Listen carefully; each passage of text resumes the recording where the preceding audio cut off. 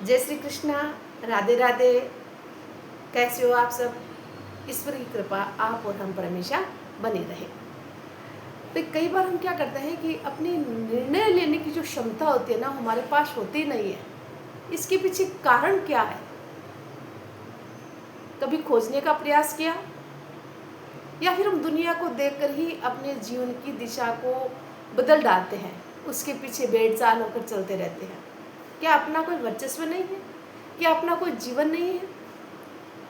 हमारे मन में जो बात आती है उसको करने के लिए कदम खुद ही उठाना पड़ेगा, और उस कदम को उठाने के लिए पहले थोड़ा चिंतन और मनन करने की आवश्यकता है। हमें दुनिया के पीछे चलने की आवश्यकता नहीं है। आप जो करना चाहते हो वो आपको खुद ही करना पड़ेगा। आपके लिए, अपने आप के लिए समय निकालना पड़ेगा, तब आप अपने जीवन को एक नया रूप दे सकते हैं। तो एक छोटी सी कहानी है। एक बार एक किसान था, और किसान अपने जो पिताजी थे उनके द्वारा एक घड़ी दी गई थी किसान को, वॉच। और वो उस घड़ी से बड़ा ही प्रेम करते थे, भावनात्मक लगाव जिसको कहते हैं ना, वो लगाव उस घड़ी से था। वे अपने बड़े बुजुर्ग को चीज़ देते हैं ना, हम उसको बड़े संभाल कर रखते हैं कि भैया हमारे बड़े बुजुर्गों की ये चीज़ है। अब परिस्थिति कुछ हो, बात अलग है, परंतु जहाँ तक संभव है हम उस चीज़ को संभाल कर ही रखते हैं। अब एक दिन क्या होता है, वो किसान अपने अनाज की जो कोठी होती है उस कोठी में कार्य कर रहा होता है, काम करता है। अपने घर के पास ही थी वो अनाज की कोठी, और उस कोठी में काम करते करते वो वॉच जो थी ना, वो गिर जाती है और उसे वो मिलती नहीं। लाख कोशिश कर ली ढूंढने की, परंतु उसे वॉच नहीं मिली। बड़ा परेशान हो गया कि पिताजी की दी हुई घड़ी आज वो खो गई है। खोई तो यहीं पर मुझे मिल नहीं रही है। अब वो उदास सा बैठ जाता है। बाहर जाता है तो बच्चे खेलते हैं। बच्चे एकदम से साफ दिल के होते हैं, वो उनको थोड़ा सा लालच दे दिया जाए ना, बच्चों को कोई भी काम के लिए मना नहीं करते हैं। अब वो किसान ने कहा कि बच्चों इधर आओ। सारे बच्चे इधर उधर है, छोटे छोटे बच्चे थे, कि अगर मैं आपको कोई चीज़ ढूंढने के लिए कहूँ तो क्या आप वो चीज़ ढूंढ के दोगे मुझे, और उसके बदले में आपको इनाम मिलेगा? तो बच्चे बोले ज़रूर। बोले इस कोठी में मेरी घड़ी मतलब लुप्त हो गई है, खो गई है, लॉस हो गई है। अगर उस घड़ी को आप में से कोई भी ढूंढ लेगा ना, उसको मैं इनाम दूंगा। सब बच्चों ने हामी भर ली और ढूंढने में लग गए। चारों तरफ हर कोने को देखा, हर जगह को देखा, हर अनाज में देखा, परंतु वो घड़ी नहीं मिलती है। बच्चे हार मान जाते हैं, बोले मैंने तो वो घड़ी नहीं मिली। तो सारे बच्चे चले जाते हैं। अब किसान बेचारा सर पर हाथ रख करके और चुपचाप बाहर जाकर बैठ जाता है। सोचता अब क्या करूं। बैठा था, इतने में एक छोटा सा बच्चा दौड़ कर आता है और कहता है कि अगर आप मुझे एक मौका और दो ना इस अनाज की कोठी में घड़ी ढूंढने के लिए, तो मैं ज़रूर ढूंढ के निकालूँ उस घड़ी को। किसान चिंता में तो था ही। बोले अच्छा तो ठीक है, ढूंढ दे, मुझे तो घड़ी से मतलब है, तुम्हें इनाम दूंगा मैं ज़रूर से। वो बच्चा अंदर जाता है और अंदर जा कर के कुछ देर बाद वो घड़ी हाथ में लेकर आता है। किसान की आंखें चमक गई और बड़ा खुश हो गया कि मेरे पिताजी के द्वारा ये मुझे उपहार में दी गई थी, और इस घड़ी से जो मुझे एक आनंद जो मिलता है ना, वो मुझे वापस मिल गई, और वो आनंद मेरे पास है। इतना मतलब उस घड़ी से अटैचमेंट था उस किसान का। बच्चे को इनाम देने से पहले किसान ने पूछा, बेटा ये घड़ी तुम्हें मिली कैसे? पहले भी तो ढूंढ के गया था, तब नहीं मिली, अब कैसे मिल गई? पता है कितना सुंदर सा जवाब उस छोटे से बच्चे ने दिया। बच्चे ने कहा कि जब सारे बच्चे थे तो बड़ा शोरगुल हो रहा था यहाँ पर, तो मेरे को ऐसा लगा कि घड़ी में टिक टिक की आवाज़ आती है, और मैं अगर दोबारा जाकर कोशिश करूँ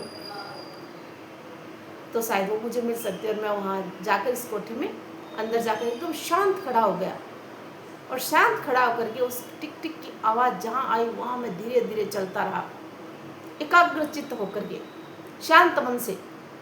और मुझे धीरे धीरे वो आवाज़ की आवाज़ जो टिक टिक की सुनाई देने लगी, और मैं उस तरफ चलता गया, मुझे घड़ी मिल गई। सामान्य सी बात है। किसान को बड़ी खुशी हुई। बोले बच्चे की वास्तव में एकाग्रता की जो बात है ना, वो उसके दिमाग में बैठ गई कि बहुत बुद्धिमान है, और उसे इनाम दे करके और शाबाशी दे करके बहुत बहुत धन्यवाद दिया और कहा कि बेटा खूब उन्नति करो। वो बच्चा वापस चला जाता है और किसान को घड़ी मिल जाती है। किसान बैठे बड़े सोच रहा था कि इस छोटे से बच्चे में कितना दिमाग है, कितना बुद्धिमान है। ये चीज़ बड़ों में नहीं होती है। बड़े थोड़ी सी चीज़, थोड़ा सी कोई बात हो जाए, अपना धैर्य खो बैठते हैं और चिंता ग्रस्त हो जाते हैं। बच्चे कितने आसानी से हर काम को कर देते हैं और उसकी खुशी का कोई ठिकाना नहीं था। घड़ी पहन करके वो बड़ा आनंदित अपने आप को महसूस कर रहा था। जो चीज़ हमारी खोती है और वो मिल जाती है ना, तो उसमें आनंद ही कुछ और होता है, उसका पारावार नहीं है कोई। है तो बड़ी छोटी सी कहानी, सामान्य सी कहानी है, पर इसका मोरल ना वो बड़ा शानदार है। हम जब शांति चाहते हैं ना, तो शांति कैसे प्राप्त होती है? जब हमारा मस्तिष्क और हमारा मन एकाग्रचित हो। जब मन और मस्तिष्क एकाग्रचित होगा ना, जब हम अपने जीवन की एक दिशा निर्धारित करते हैं, हमारे जीवन को एक नई दिशा मिलती है। और जीवन को जब एक दिशा मिलती है ना, तो हम जीवन में कुछ कर पाते हैं, आगे बढ़ पाते हैं,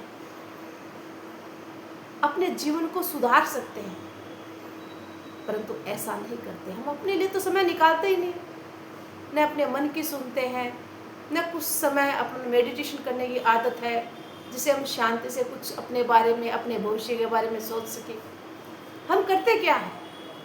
हम दुनिया की भेड़ चाल में रहते हैं। दुनिया जैसे करती है उसी उलझ फुलझ में हम पूरा जीवन निकाल देते हैं।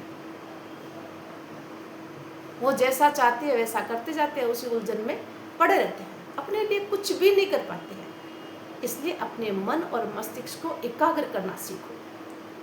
कुछ समय एकांत में बिताना सीखो। जितना हम कुछ समय एकांत में बिताएंगे, शांति से सोचेंगे, मेडिटेशन करेंगे, हम अपने जीवन को एक नई दिशा दे पाएंगे, अपने जीवन के बारे में सोच पाएंगे, हमारा क्या मतलब है, क्यों आए, क्या दिशा है हमारी। उसमें हमारे जीवन की बहुत सारी समस्याएं जो है उसका समाधान निकल आता है।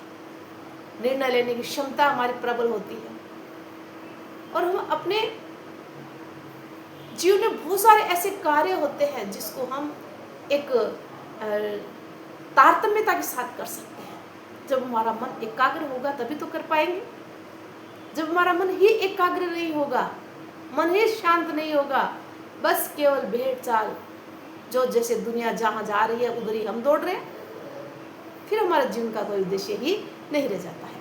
इसलिए हमेशा ध्यान रखिएगा, इस कहानी का जो मोरल है ना, कि हमें अपने मन और मस्तिष्क को अगर शांत रखना है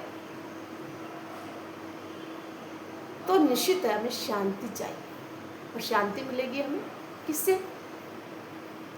चिंतन और मनन से, मेडिटेशन से। तो अपनी एक आदत डाल लीजिएगा। और जिस प्रकार से वो घड़ी शांति में टिक टिक की ध्वनि कर रही थी, वैसे हमारे मन के अंदर जो हमारी आत्मा है वो भी हमें बहुत सारी चीज़ें बताती है कि कौन सी दिशा की ओर आपको अग्रसर होना है, अपने जीवन में आपको क्या क्या करना है, उसकी सुननी जरूर चाहिए। इसलिए मन में शांति होनी बहुत ज़रूरी है। तो अगर कहानी अच्छी लगी तो सब्सक्राइब करना, चैनल को लाइक और शेयर ज़रूर करें। लाती हूँ एक और नई कहानी, तब तक के लिए जय हिंद, जय भारत, धन्यवाद।